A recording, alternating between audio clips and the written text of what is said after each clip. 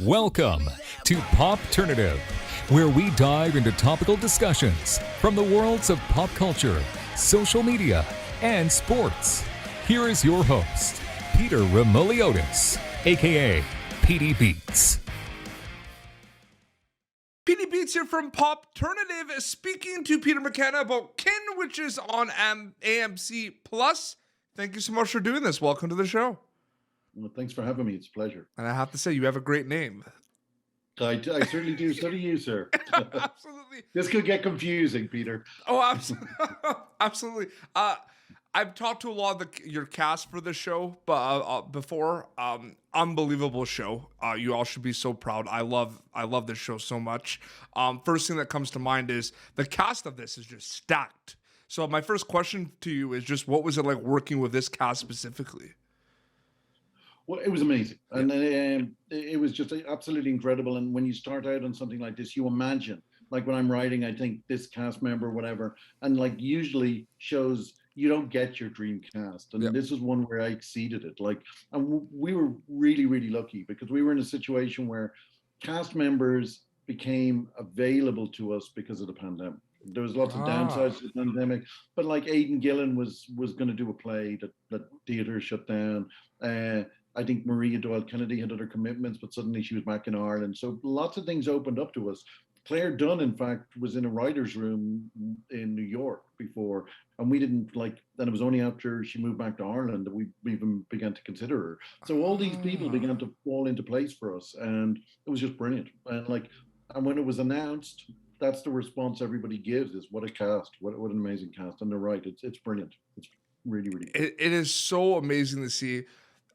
It's been out now. Episodes are out, and people are loving it from what I'm seeing. What do you think? I'm just curious, as like the creator and writer of this, like a lot of the comparisons. There's a lot of really cool, interesting comparisons to the show. Obviously, you hope Kin is Kin, but people are saying Sopranos meets Peaky Blinders, like things like that. When you see things like that, what do you think personally? Like, do you think about things like that, like comparisons? Like obviously when you're being compared to shows like The Sopranos and Peaky Blinders, you can only be complimented. My worry is that there's such kind of comparisons that it doesn't open us up to people saying then no, you're not nothing like The Sopranos. Like The Sopranos is one of my favorite shows ever. Oh, absolutely. And the comparisons are great. We have a show in Ireland we're compared to a lot here as well called Love Hate, which was a gangland show a few years ago that did brilliantly in Ireland and was very beloved. We're compared to that, and then we're compared to shows. I love gangster shows, gangster movies. I'm just delighted to be able to write something in this genre and to be even considered in the same kind of sentence as these shows. Absolutely. It's cool that you say you love The Sopranos. But it's one of those things where I'm a big fan of the family dynamic, the relationships between the Kinsellas and everything, and you've done an amazing job there. Obviously, the thing that comes to mind when I'm watching this show is people are going to see it. One member of the family makes a rash decision that leads to more and more bad decisions. And then it just kind of snowballs. Was that in the mindset as well when you were making this? The bad decision aspect of things? Yeah, it absolutely was. And what I like as well is what was really in my mind was consequences. Yeah. And like what I really felt, I suppose, and this is no disrespect to other shows that I love, is that like often in this genre, you find people are killed and there are no consequences. They're never grieved. They're just bodies who are dumped and forgotten about unless they have unless there's some plot kind of consequences. But what I wanted to do was show like you make decisions, people get hurt, there are consequences. And what we tried to do is like dig into the emotional consequences of all the decisions we make. And as you said, Eric makes a bad decision, that has really big consequences. Amanda makes, I don't know if it's a rash decision. She makes an emotional decision born out of grief. I feel like that decision though is, I mean, we could have, I'm sure you enjoy that too, the conversations people have, right? The debates. Yeah. That decision that she makes, I don't want to go into spoilers, I think is like bad for everything. Like, to be honest with you, like that's a bad decision. I know it's emotional, but that I feel like makes everything worse. Well, it absolutely makes everything worse. And it's funny the episode where she makes where the outcome of her decision happens was screened in Ireland at the weekend, and you could see on Twitter people were going, "Oh my God, don't do it!" Like, and also saying like afterwards, you can't be regretting your decision now. You've just done this. But what I wanted to do, I suppose, in episode 2 was dig into her grief and make her decision feel, believable with her behavior up till then. I agree with you. It's a very reckless decision. But I also want the people, what I'd hoped was you would think that's a reckless decision, but I understand why she's doing it because she's so upset about her son. Like, and, so that is the thing about it. You're absolutely right. And then the decisions, once that decision is made and Michael and Jimmy agree to go along with it, then the ball is rolling and there's no stopping it, and it just spirals and spirals. It's so funny that you mentioned that because that was literally my next talking point. The Michael and Jimmy dynamic in this show is one of my favorite things of television in general. I just love those two. I got a chance to speak to both of them. I love the chemistry between those two. What do you think about that, seeing that on screen? But I was on paper, now it's on screen. I love the Jimmy-Michael dynamic, Peter. I love it. Well, I actually think they brought different dimensions. It was probably better on screen than it is on the page, to be honest with you. Yeah. What they've brought really is, well, Jimmy, like Emmett brought a real vulnerability to Jimmy. Yeah. So he's a tough guy, but he's a really vulnerable man, emotionally vulnerable. And you can see that in Emmett, like, in his performance. You can see it in the way he plays Jimmy.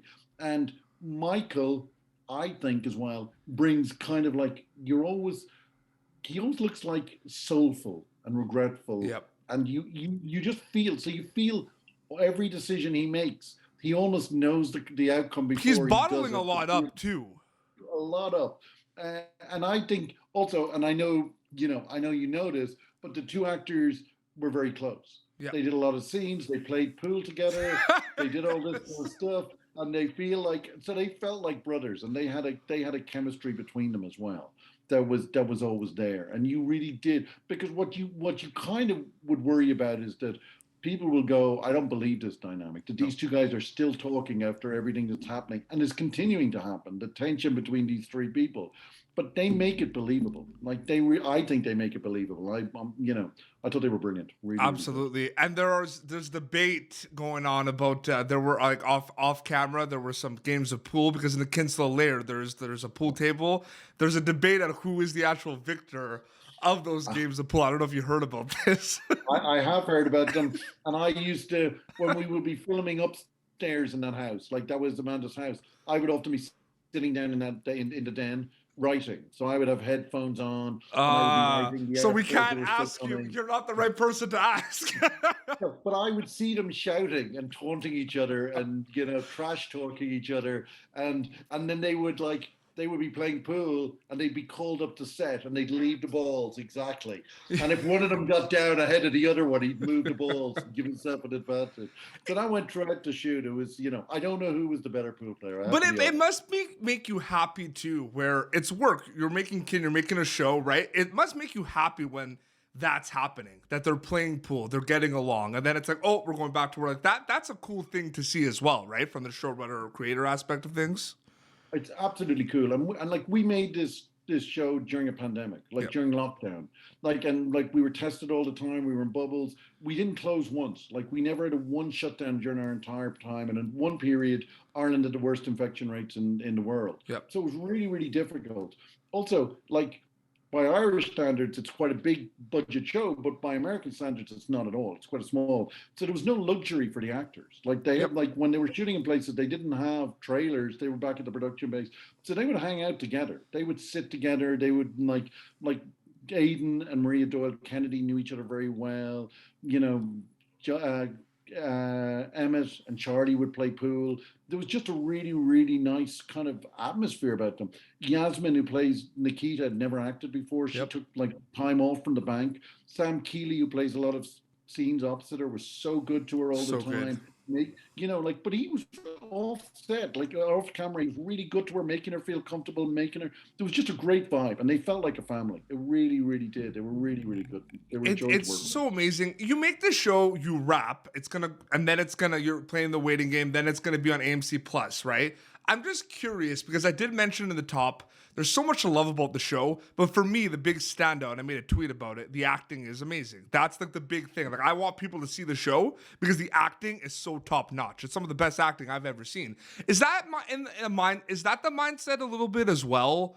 When you're making it, I mean, there's a lot of things to love, but you know, that's gotta, like the acting had to stand out, like after you wrapped, that it was amazing. Well, it did stand out, and it stand out because like there would be like we would go into post and there'd be story things or scene things that don't work, and you're trying to fix things or trying to work things out in post. The one thing we never had a problem, and we get notes like we have AMC and we have an Irish broadcaster, and we get different notes from them on the various cuts. The thing we never got really was like a note going, this performance is bad. Like regardless of what they said about episodes, regardless about everything else, the notes were always great performances, and they were really good. And like as I said, we've really experienced actors like Aidan and Kieran Hines, and then we have Claire, first TV show, Yasmin Seki, never been on a set before. All these people, but they hit it out of the park. You wouldn't have known they hit it out of the park. They do, and they all do it all the time. There's no scenes where we're cutting around bad performances. There's none of that. They're just brilliant. And like I've been asked in another interview, what's the thing I'm most proud of the show? And it is the cast and the performances. It's the thing I keep, like some other parts, but I know the story, I know lots of things, but and you can watch things too many times and get a bit bored with it. I never get bored of watching this cast. They're just brilliant, and I'm so lucky to have had them in the show. It's kind of like it was a gift. It really, really was. Absolutely. Peter, I wanted to thank you so much for coming on Popternative to chat about Kin. I really appreciate it. No, thanks for having me. It was a pleasure, Peter. Absolutely. And for all my viewers, you have to watch Kin on AMC Plus. Like I'm telling you, you have to. Some of the best acting. It is amazing. Peter did a great job with his cast and crew. You got to watch it. And where can people follow you on social media quickly to keep up to date with everything? You can follow me on Twitter. I'm at olderbooktorn. Yep. And you can follow me on Instagram. I'm at olderbooktorn. Amazing. So, okay. This has been Popternative, youtube.com/Popternative for previous episodes. Until next time, it's Peter McKenna from Kin on AMC Plus and Petey Beats signing off. Thank you for tuning in to Popternative. Make sure to check out our past episodes of Popternative on YouTube. Be sure to like Popternative on Facebook and follow us on Twitter. This has been an Autograph Communications production.